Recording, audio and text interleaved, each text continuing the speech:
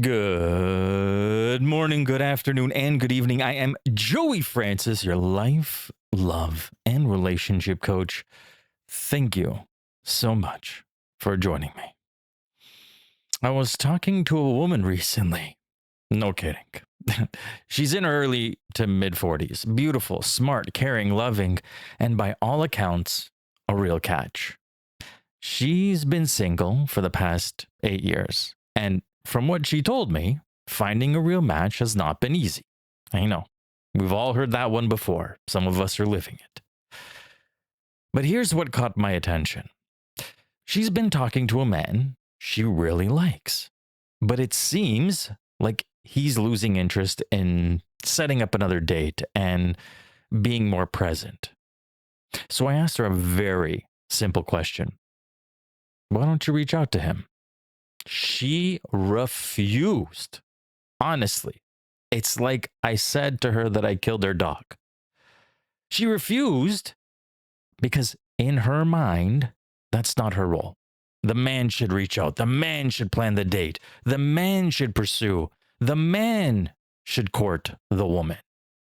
So I said, yes, but maybe showing him a little bit of effort, showing him that his time matters, that his effort matters, that you appreciate what he's been doing might make him stay or even more interested in you. And she still refused because in her mind, that is still the man's job. He should be the one reaching out. He should be the one setting it up. He should be the one courting her. And that right there is what I want to talk about today.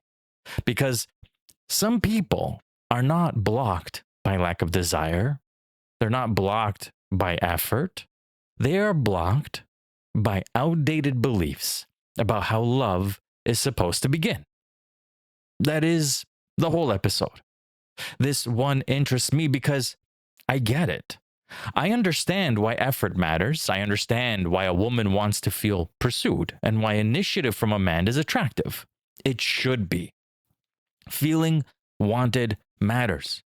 The problem starts when something healthy turns into a rigid rule and now only one person is allowed to show effort while the other person sits back and judges whether or not it's enough. The problem starts with an old idea, becomes more important than the actual connection in front of you. This is where people shortchange themselves and end up missing out on something potentially great. Because if you like someone and you want something to grow, and you can feel that in the energy, that the energy is beginning to slip, but you still refuse to do anything that would make your interest visible, then at some point, you really need to ask yourself whether the rule is helping you or hurting you. And I think for a lot of people, these rules feel so normal that they never even think to question them. They just assume this is the way it's supposed to go. Even that is interesting to me because if we really want to talk about old school courtship, women were never completely passive. They've always been a part of starting it. Maybe not always with words, the way we think of it today, but with a glance, a smile, a pause, an opening. Even in old movies and cartoons, what do you see? The woman drops the handkerchief, she creates the moment, she gives the man something to walk into. She makes it known, in one way or another, that his attention is welcomed. I mean, I even remember this from back in the old days prior to things like online dating. You go to a nightclub, you're dancing, you're chilling, you're having fun with your friends, you spot someone across the club. And what do? You try to catch their attention, you try to catch their eye, they look back at you, they smile. You're hoping they look at you. You walk up, you introduce yourself, boom, it starts, it happens. Women didn't just, stand there and wait to be picked. They were participating. And I've talked about this before, women even being more built, just opening the door a little bit. It has always been a part of how connection begins. So I understand where these ideas come from. I understand why women still want to feel pursued. I get why effort from a man matters. A lot of these ideas run deeper than preferences. They can come from old conditioning, maybe from childhood, maybe from past relationships, maybe from a life where love, attention, and effort were always brought to them, and they never really had to learn how to actively show interest because they were usually on the receiving end of it. And when that happens long enough, it starts to feel normal. It starts to feel like this is simply how things are supposed to work. And that is what I think is happening here. This woman, she likes him. She wants things to progress. She wants the date. She wants the connection. She wants the relationship. At least that's all that she told me. But she's still living by a script that says the man must carry the entire beginning. And I think a lot of women do not realize what that starts to feel like on the other side. Because a grown man in his 40s is not showing up as some blank slate. He has lived. He has been through relationships, maybe marriage, maybe divorce, maybe one-sided situation, maybe years of caring too much. He has likely had experiences where he did the approaching, did the planning, did the emotional labor, did the providing, did the paying, and eventually looked around and realized he was the one really carrying the beginning. That changes people. By the time someone gets into their 40s, they are usually not looking for a performance anymore. They still want attraction and chemistry and all the things that make dating feel alive. But they also want a partnership. They want to feel like the person in front of them is participating with them, not sitting back while they carry the whole thing. That is the word that keeps coming to mind here, participating. Because what this woman may call standards, he may experience as distance. What she may call old school, he may experience as one-sided.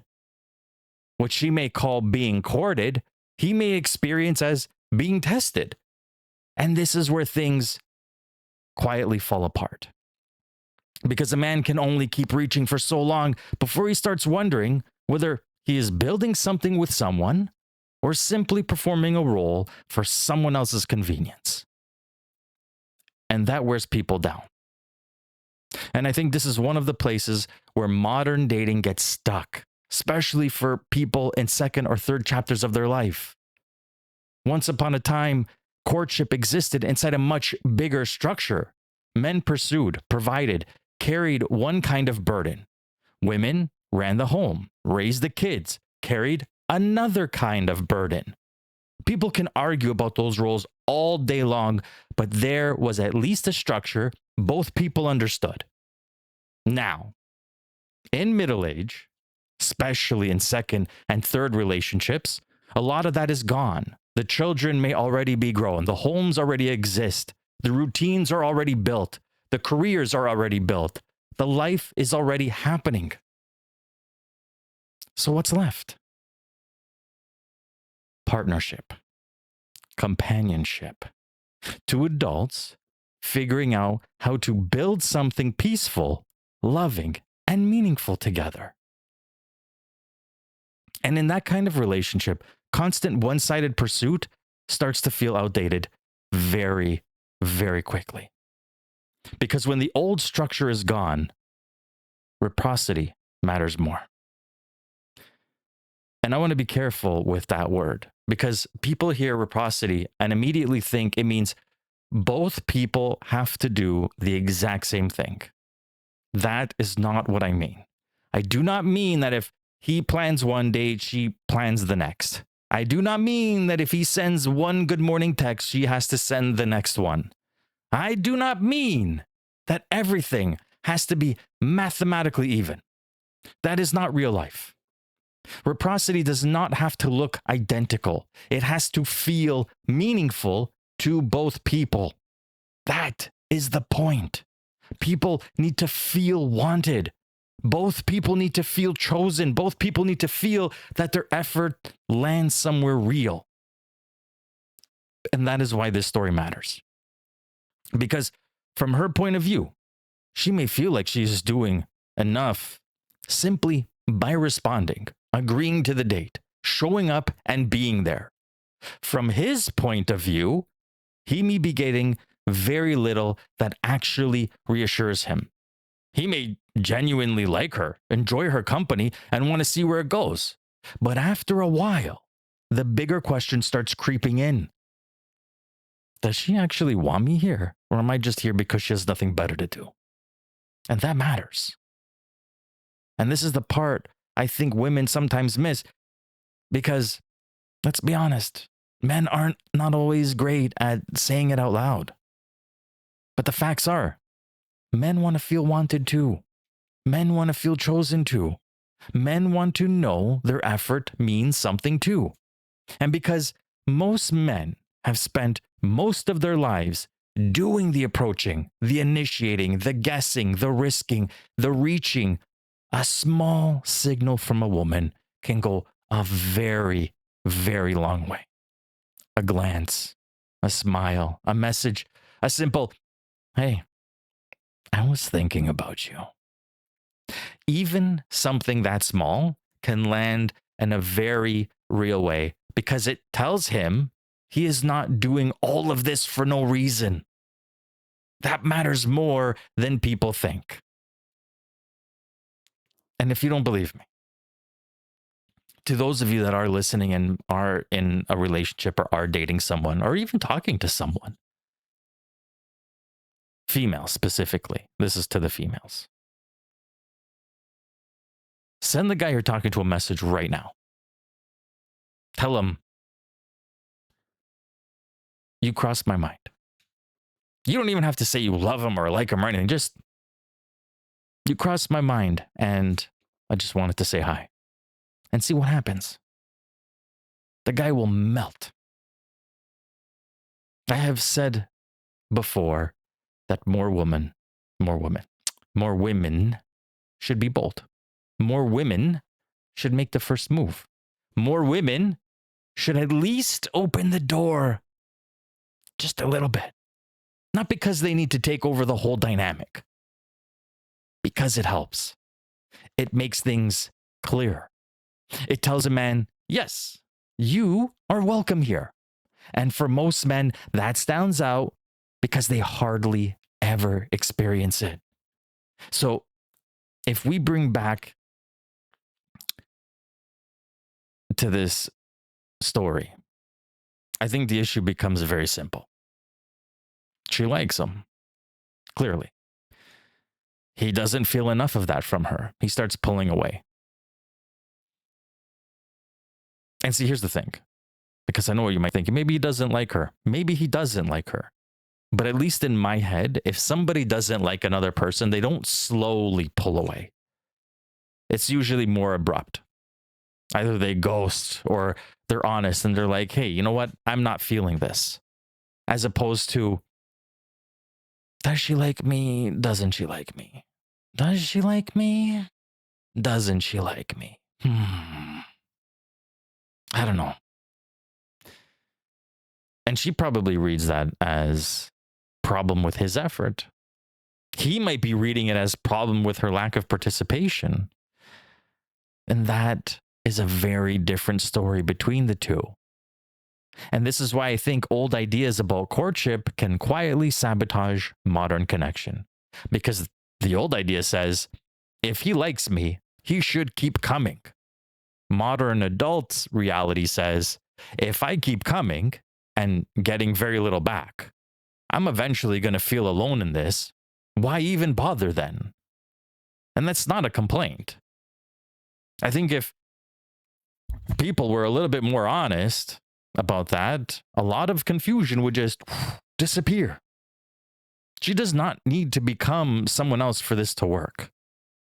What this asks of her is much smaller than a personality change. It asks for a little flexibility, a little honesty, and just enough openness that the man in front of her is no longer left carrying the whole thing by himself. She just needs to communicate. I don't know how many times I got to tell you people. Communication and acceptance are the key to everything. That is what adults do.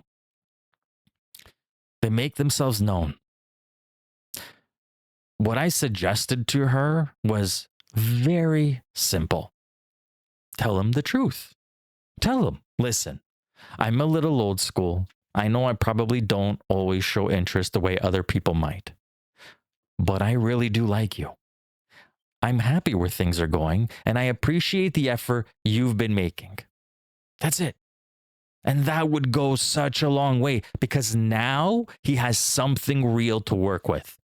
He no longer has to sit there reading into silence or wondering whether he is doing all of this for nothing.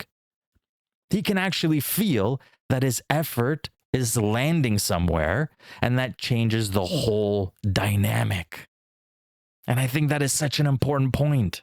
A lot of people believe they have to choose between old values and modern honesty. They don't. You can still be old school and communicate. You can still want to be pursued and reassure the person pursuing you. You can still appreciate a man taking initiative and let him know you actually like him. Those things work beautifully together. In fact, I think they work better together because then you are no longer hiding your interest behind a role. You are making your interest visible enough for the other person to trust it. And trust is what keeps people showing up. This is really what this comes down to. If you want someone to keep showing up, you have to make your interest visible enough for them to trust it. Not obvious to you, visible to them. Those are different things. And again, I think this is where a lot of people make mistakes. They assume the other person should just know. They assume that if they are there, if they are going on a date, if they are replying, if they are not rejecting the person outright, then that should be enough. But people are not mind readers, especially people who have already lived through mixed signals, one-sided effort, and emotional ambiguity.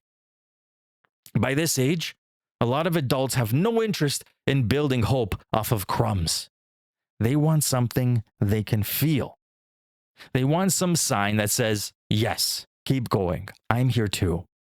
And it doesn't have to be some grand gesture either. Sometimes it is something very small, but clear enough that the other person can feel it. That is usually all it takes. This is also why I think people need to be far more honest about the rules they are dating from. Not every belief in your head is a standard. Some of them are just old instructions that have been sitting there so long, you stopped questioning them. And if you never question them, they start running your love life for you. That is part of the reason I wrote the Blueprint Method. I think a lot of people need to date with clarity, where they are really dating from programming. They are following old rules, old expectations, old family ideas, old relationship habits. They are calling all of that standards. But a standard is supposed to help you choose well. It is supposed to make your life clearer. It is supposed to help you build something healthier. If the rules you are living by keep creating confusion, distance, or one-sided dynamics, then they need to be examined. And that is exactly what I think is happening here. This woman may believe she is holding on to something valuable, but the belief itself is creating friction. It is making her harder to read, harder to trust, and harder to build with. Not because she's doing something cruel, but because she's expecting an adult relationship to begin under a script that may no longer fit the kind of life she actually wants. That is the danger of inherited rules. They can feel wise simply because they're familiar, something that you've carried on since the dawn of time, since you started dating, perhaps. And one of the biggest ones people carry is this idea that showing interest costs them value. I do not believe that. With the right person, clear interest does not make you less desirable. It makes you easier to trust. If it gives the other person something real to stand on, it helps the whole thing move like two people building something instead of one person performing while the other one waits to be convinced. That is why so many people in midlife dating feel stuck. They're trying to build modern connection with old assumptions. And then they act surprised when everything keeps stalling out. But if the script in your head is older than the reality in front of you, sooner or later, that gap is going to cost you something. And in this case, it may be actually costing you a man or woman you like. This is where I want to make something clear. I am not saying all effort has to be split evenly. I am not saying men and women are the same. I am not saying everyone has to date the exact same way. I am saying that if your style leaves the other person feeling uncertain, unseen, or alone in the beginning, and that person starts to fade, then you need to be willing to question whether your style is actually helping you. That is maturity. And I think a lot of people avoid that because they think questioning an old belief means betraying themselves. And it doesn't. It means updating yourself. And maybe that is the best way to put it. Some people do not need a whole new personality. They need an updated operating system because the one they are running was built for a different time, a different structure, and a different kind of relationship. And now they're trying to use it in a completely different reality. It means the rules need to catch up to modern life. And if they don't, they will keep costing them things. This woman may genuinely want love. She may genuinely want this man. She may genuinely be frustrated that the energy is changing. But if she stays loyal to the rule instead of responding to the reality, she may lose him. That is the sad part. Because sometimes people do not miss out on love because nobody good came along. They miss out because when someone good did come along, they were still obeying an old script that made it hard for the person to stay. That is a painful truth. But I think it is an important one. And again, this is not just women. Men do this too. There are plenty of men who cling to ideas about what a woman should be, what she should do, how she should act, how quickly she should respond, how much softness she should show. How much nurturing she should give. And when the real woman in front of them does not fit that old fantasy, they start pulling away from reality too. People inherit scripts. People worship scripts. People confuse scripts with standards. And if they never question them, they quietly let the script make their choice for them. That is actually part of the reason I wrote the Blueprint Method. Oh, did something happen? I already read all this stuff.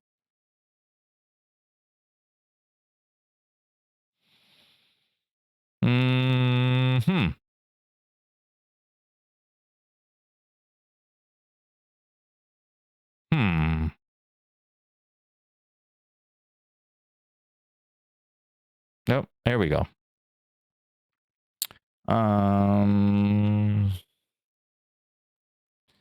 It means looking at the rules in your head and asking whether they still make sense for the life you are actually living. Did I say that? I don't know. This is where we're going to pick up from because something weird happened. Nonetheless, it just means being honest about what dating looks like now, not just what it looked like in 20 some odd years ago. It was different. You were different. It means being willing to say, this is what I was taught, but does it still serve me? That is the difference between dating from old programming and dating with intention. And I think the lesson here is very simple. Love begins when both people are willing to make themselves known, communicating clearly enough for the other person to trust what is happening. Because one person cannot pursue, reassure, interpret, plan, and carry everything. For it to really work, the other person has to be visible too. And sometimes becoming visible is as simple as saying, I like you. Sometimes it's as simple as saying, I miss you. I thought about you today. Reaching out. Sometimes it's as simple as appreciation. Sometimes it's as simple as making it easier for the other person to trust that their effort means something. That is not weakness. That is not desperation. That is participation. And if you want a partnership, participation is essential. So if you're listening to this, and you're still listening to this, I apologize about my mix-up, and you are someone who has strong beliefs about how dating should begin, ask yourself a simple question. Are those beliefs helping you build the thing you say you want? If the answer is yes, beautiful. If the answer is no, then something needs to change. Personally, connection is too important to keep sacrificing to a rule that no longer serves your life. And I think that is what I really want to leave you with. Because if you are willing to let someone you genuinely like drift away, if you are willing to stay longer than you need to, if you are willing to keep missing out on partnership simply because you are clinging to an old idea, an idea about who is supposed to do what, then at some point you have to ask yourself what exactly that rule is doing for you anymore.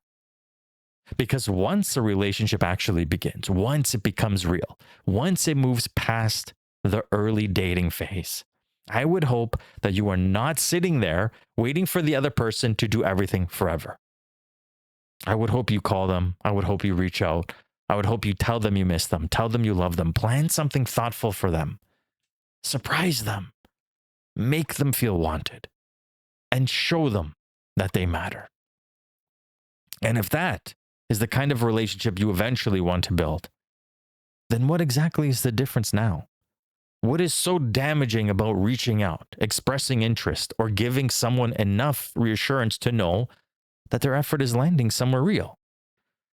Because if the end goal is partnership, then somewhere along the way, you have to start participating in it. And if an old rule is keeping you from doing that, then maybe the rule deserves to go, because the truth is very simple. A good connection is worth more than your loyalty to an idea that no longer fits the life you are trying to build.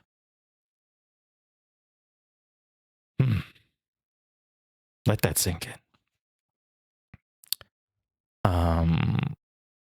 I recently matched with this girl, and it's funny because I tend to ask pretty deep questions right off the bat. And I asked her, you're here. What are you hoping to find? And as usual, I get the, I want to find my person. I want a partnership, blah, blah, blah, blah, blah, blah. The usual stuff.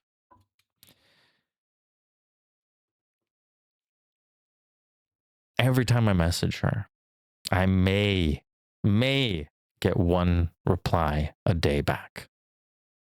Sometimes it takes 2 days or even 3 days. And because I'm not the person that just sits there and takes stuff, I mean, I've already written her off, because you tell me you want something, but yet zero effort. And I can understand if you're busy for a day or two here and there, but when this is like a pattern, this is consistent, then I know there's something else going on here. And I asked her, not for anything, but is your communication skills just like terrible because it's a dating app, you don't like using it? Or is it because like you're talking to a bunch of other people and it just takes time for you to get back to me? And here's the thing, I'm just being honest. If that's the case, then hey, no problem. Go talk to those other people. It makes no difference to me. And she replies with, oh, I've just been really busy. Okay. Well, see, here's the thing. If I was to date you, if we were to be in a relationship, is this what I have to expect? Because you're busy, that you disappear for days on end? And I'm not saying that you owe me anything, you don't. But again, a pattern is a pattern. And obviously, I've made my decision based on your level of interest and your level of effort. Because you're leaving me hanging for, more than a couple of days, which tells me that I'm not worth 5 to 10 seconds of your time to say, hey, really busy day today. Don't think I'll be able to talk to you tomorrow. I don't know if that's asking for too much. I don't think it is.